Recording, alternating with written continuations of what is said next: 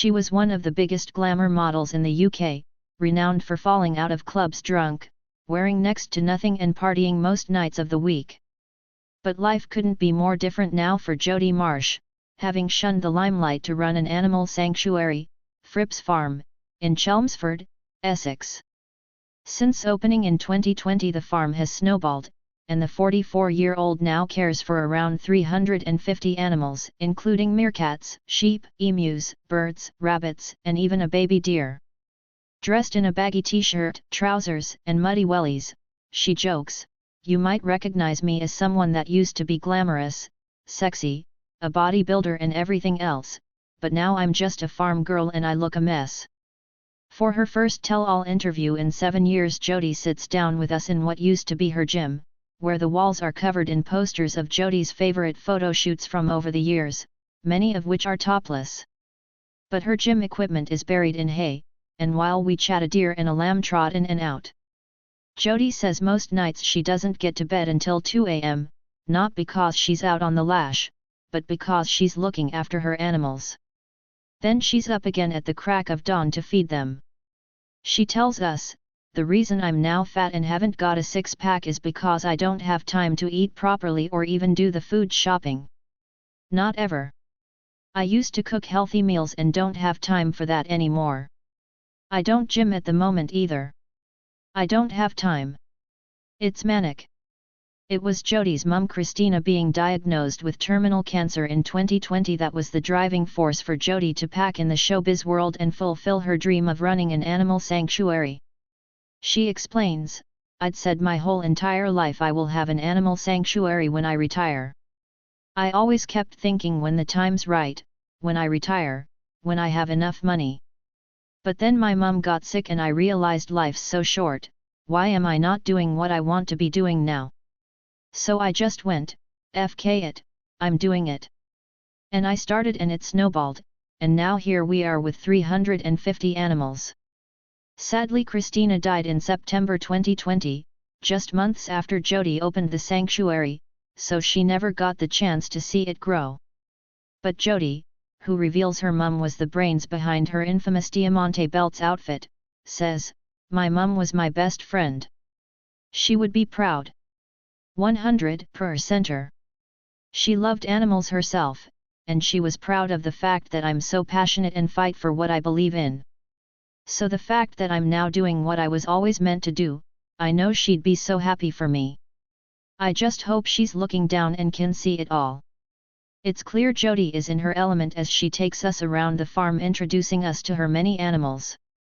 As she opens the gate, horny emu Pam tries it on with her. It's terrifying to watch, but Jodie casually admits it happens for 2 weeks of every month. Noisy gobbling turkeys run up to us, including one called Damon, and Jodie informs us it's their way of chatting. "That's Damon showing off to you, saying how handsome am I," she adds. The pen next door contains sheep that are more like giant dogs, licking Jodie's hand and nuzzling up against us for cuddles. "That's Klaus," Jodie says, pointing at a particularly woolly one. "I rescued him and his brother from slaughter when he was a baby and bottle-fed him, so he thinks I'm his mum." Jodie has 6 sheep on the farm, and has cared for all of them since they were babies. "They all still think I'm their mum," she says. "They are very affectionate and loving, they know they're safe here. They know they're loved and looked after, hence why they're all walking straight up to you. They think you're a friend, they're just happy." There are also 3 lambs, recently rescued from a slaughterhouse, and a baby muntjac deer saved after falling into a swimming pool. The deer is yet to be named, we suggest Bambi. Jodie was devastated when Fripp's Farm was recently raided by the RSPCA, after she took her pet meerkat Mabel to the pub. Jodie claims it stemmed from a troll who's targeting her. Recalling the incident, she says, "They looked over the center and asked about the meerkat incident. I explained she had been orphaned, I was rearing her and she needed regular feeding every hour. I went to my local pub briefly and took her because she cried if I left her. No one made a fuss or complained. Everyone is very supportive, but I have a troll who is out to cause trouble. Jody also railed at officers for looking into claims an emu had a tube stuck in its neck, explaining it was a life-saving feeding tube. Jody was vindicated after the RSPCA spoke to a vet who visits the farm every fortnight to check on the animals, and was satisfied there is no neglect or mistreatment at Fripp's farm.